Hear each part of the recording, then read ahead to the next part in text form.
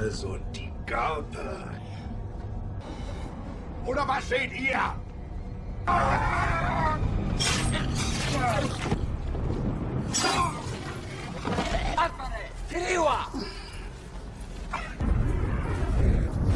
Oke, selamat datang kembali di channel si Jona Visual. Apa kabar kalian semua? Mugia selalu diberikan kesehatan. Bersama gua Abdul di sini kita balik lagi bakal ngelanjutin bahasan serial Barbarians yang telah masuk season 1 episode keempat. Tapi buat yang baru bergabung, saya sarankan agar menyimak dulu episode sebelumnya agar lebih mengerti jalan cerita yang setelah ini akan saya bawakan. Lalu bagaimana kisah lengkapnya? Mari bersiap-siap, kencangkan sabuk pengaman, siapkan nyali, keberanian, dan tentunya akal sehat. Karena setelah ini kita masuk ke cerita. Dan mau bosan-bosan, saya ingatkan kembali agar terus support channel ini dengan klik tombol subscribe, like, dan share agar kedepannya channel ini bisa terus berkembang. Di akhir episode 3 kemarin, pembahasan kita terpotong setelah Arminius tanpa disangka-sangka malah membantai anak buahnya sendiri. Padahal kita tahu saat itu Arminius tengah mengemban sebuah misi khusus dari ayahnya untuk membawa pulang kepala Hawkwind. Nah, kalau begitu pertanyaannya, apakah Arminius akan mengkhianati sang ayah yang telah membesarkan namanya? Jawabannya ternyata tidak sesimpel itu. Meskipun mangkir dari tugasnya, tak semata-mata mengartikan bahwa Arminius telah beralih pihak dan kembali pada habitatnya sebagai bagian dari Barbarians. Yang ada hingga titik ini, Arminius masih menyerahkan seluruh hati dan jiwa raganya untuk Roma. Terkait hal ini, Tusnelda yang kebetulan ada di situ mencoba untuk meyakinkan atau menghasut Arminius agar bersedia kembali menjadi seorang Barbarians.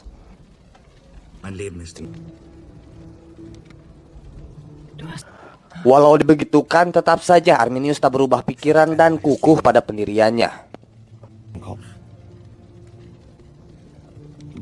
Kemudian ia membawa kepala salah seorang temannya Hawkwind kepada sang ayah karena bagaimanapun Parus tidak mengetahui wajah Hawkwind yang sebenarnya.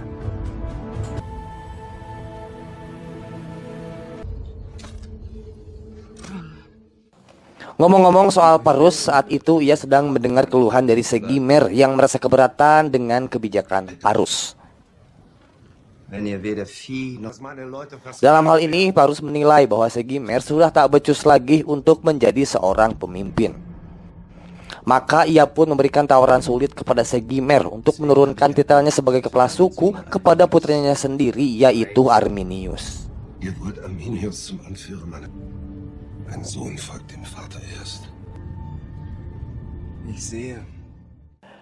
Sementara di sisi lain, Arminius baru saja kembali ke Legion dan jelas langsung mendapatkan apresiasi dari Parus atas keberhasilannya membawa kepala Hawkwind.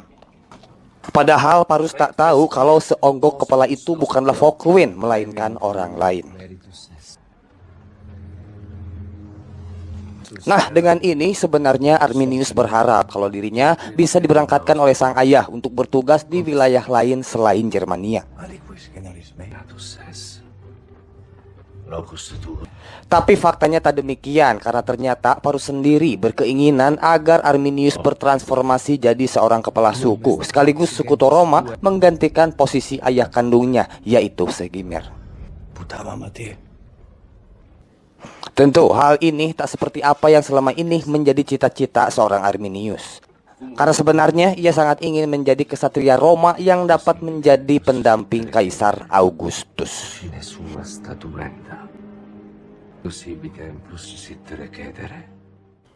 Bersamaan dengan ini, di tempat lain kita melihat seorang Segimer nampak seperti putus harapan dan pasrah dengan kenyataan bahwa dirinya harus rela melepaskan posisinya sebagai kepala suku. Berkat itu pun Segimer tak mempunyai pilihan selain mengakhiri hidupnya.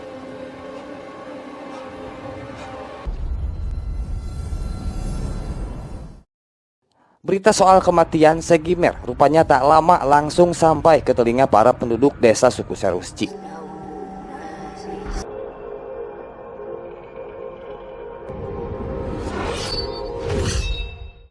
Segesta yang mengetahui hal itu mencoba memanfaatkan situasi dengan mengklaim bahwa dirinya akan maju sebagai kepala suku.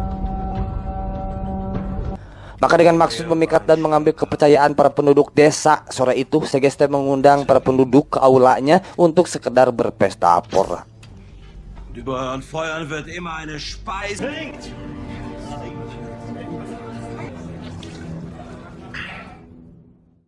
Di saat yang bersamaan, Arminius perlahan-lahan mulai menerima kenyataan bahwa dirinya mau tak mau harus meneruskan kiprah ayahnya sebagai kepala suku Seruci. Meski awalnya berat dan masih tak terima, Arminius mampu bangkit dan bahkan kini telah merubah penampilannya layaknya sebagai seorang barbarians. Dengan itu, ia menggait pasukannya Talio untuk memperkuat desa suku Serusci.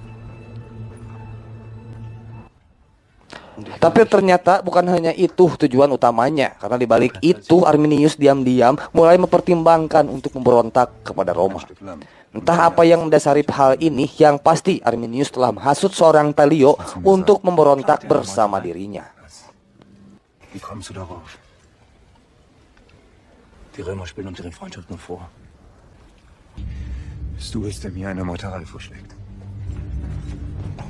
Selang beberapa waktu dari sana, akhirnya Arminius tiba di tempat kelahirannya, yakni desa Serusci. Di mana kali ini ia datang ke sana dengan jati diri yang sebenarnya sebagai seorang barbarian.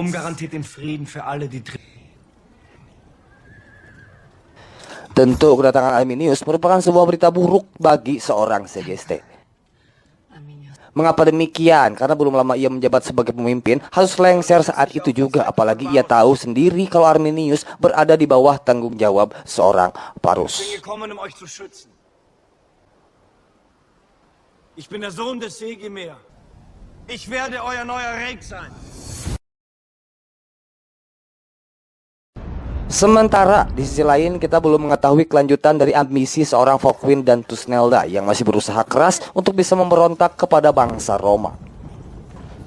Kala itu mereka membulatkan tekad mendatangi seorang Mr. Big untuk menghasutnya agar bersedia menjadi sekutu mereka. Jelas kehadiran kedua orang ini seperti menjadi polemik tersendiri bagi Mr. Big dan anak buahnya. Apalagi di situ Mr. Big seakan meremehkan kredibilitas seorang Tusnelda yang dikenal sebagai seorang peramal. Akibatnya Mr. Big malah memojokkan posisi seorang Tusnelda dan karena ini Volkwin terpaksa membunuh Mr. Big di hadapan anak buahnya. Namun yang terjadi setelah ini, semua anak buah Mr. Big malah terdiam setelah Tusnelda menakut-nakuti mereka dengan dalih yang mengatakan bahwa para dewa telah murka.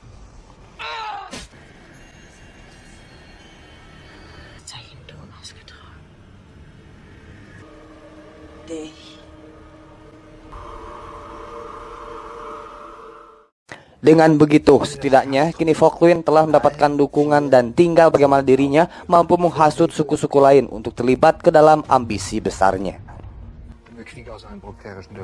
Tak lama dari situ juga, Volkwin kembali mendapatkan angin segar ketika Arminius datang dengan tujuan yang sama, yakni menghancurkan bangsa Romawi 3 legiun sekaligus. Akan tetapi masalahnya ternyata tidak segampang itu. Karena untuk bisa mengalahkan bangsa Roma, mereka harus membentuk kekuatan dengan menyatukan seluruh suku-suku barbarians. Itu pun kalau mereka bisa menghasut kepala suku-suku lain untuk bersedia berjuang bersama mereka.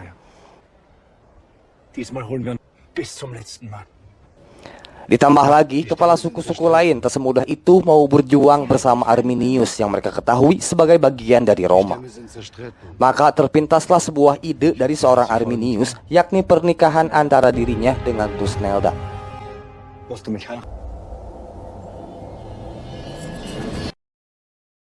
Di mana mereka sama-sama mengetahui kalau sosok Tusnelda telah tersohor di kalangan bangsa barbarian sebagai sosok peramal yang dipercaya dekat dengan para dewa. Meskipun terbilang berat melepas sang kekasih demi memenuhi ambisinya, Volkwin dapat menerima hal itu. Tapi untuk sementara, Volkwin akan berkelana seorang diri karena kalau ia kembali ke desa suku Serusci, takutnya malah dilaporkan oleh Segeste.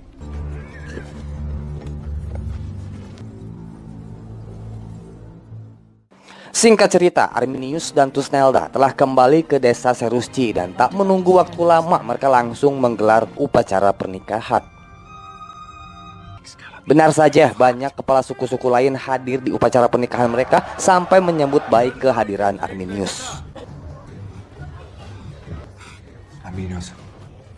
Namun yang terpenting di malam itu, Arminius akhirnya bisa mendapatkan servis dari sang istri.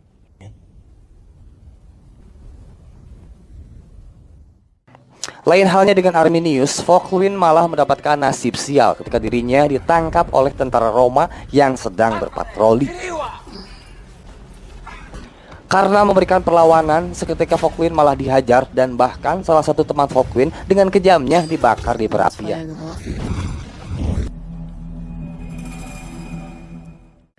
Nah, rupanya berita ini diketahui oleh Arminius dan Thusnelda. Namun di situ mereka salah paham dan percaya kalau orang yang gosong itu adalah Fochlin.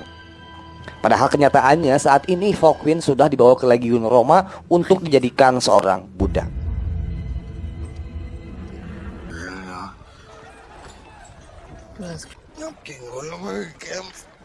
Masih berfokus kepada Arminius dan Thusnelda, keesokan harinya mereka menghadap kepada seorang Parus untuk mengumumkan berita soal pernikahan mereka. Tentu saja Parus ikut berbahagia, apalagi melihat anak angkatnya telah memiliki seorang istri cantik seperti Thusnelda. Namun bukan ini yang menjadi poin pentingnya, karena saat ini Parus sedang dipusingkan oleh satu masalah terkait beberapa suku barbar yang menolak memberikan upeti. Maka ia meminta kepada Arminius untuk menangani masalah ini dengan merebut anak dari masing-masing kepala suku. Jelas hal itu bukanlah perkara yang mudah untuk dilakukan. Tapi sepertinya Arminius tetap akan menuruti perintah sang ayah, meskipun balik itu ia memiliki rencana lain.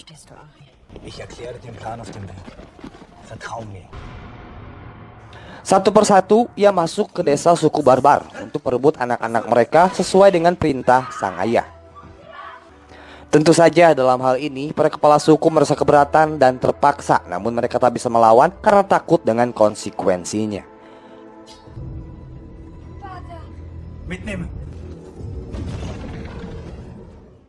Tak lama dari situlah diadakan Folkmoot, sebuah pertemuan antar kepala suku di mana Arminius langsung menjadi sasaran amarah dari para kepala suku.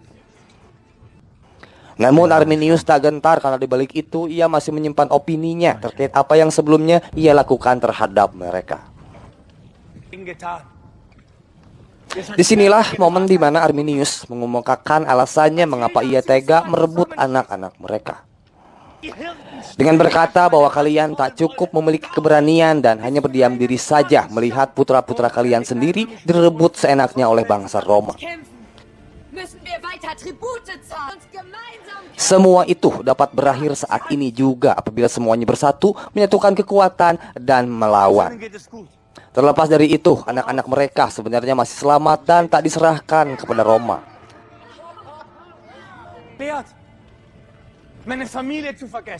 Lalu disitulah semangat mereka mulai bangkit, bergejolak dan seketika semua orang menyuarakan suara perlawanan.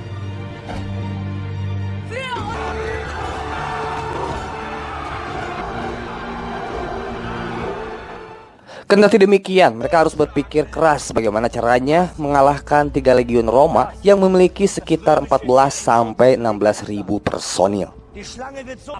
Tenang saja, sebagai seorang perwira tentara Roma, Arminius sudah memiliki rencana, yaitu dengan memancing musuh agar masuk ke dalam hutan. Dengan jumlah personil terbatas, mereka bisa menghabisinya sedikit demi sedikit pada saat pasukan musuh berjalan dengan formasi memanjang atau seperti ular.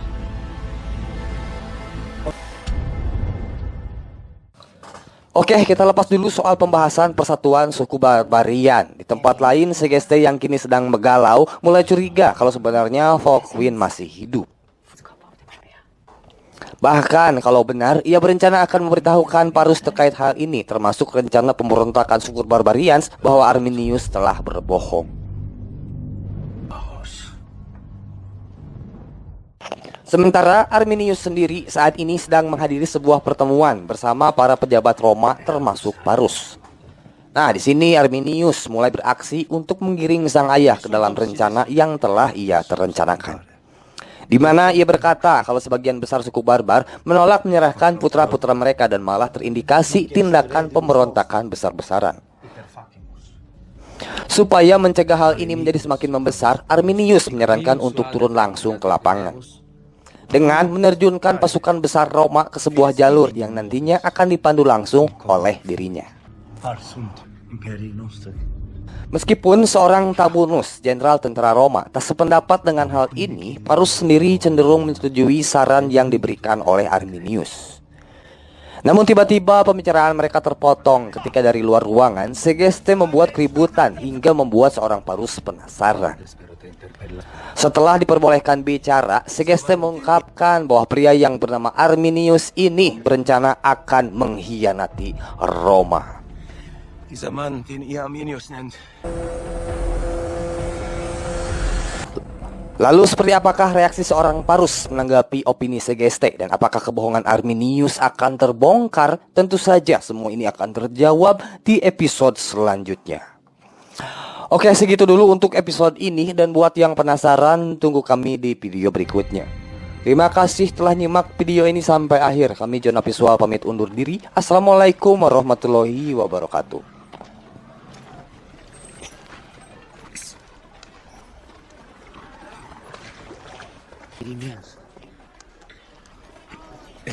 Dass du einen alten Freund aus der Färberhütte hier... Sie wird dich reichlich... Alter Freund von Tusnel.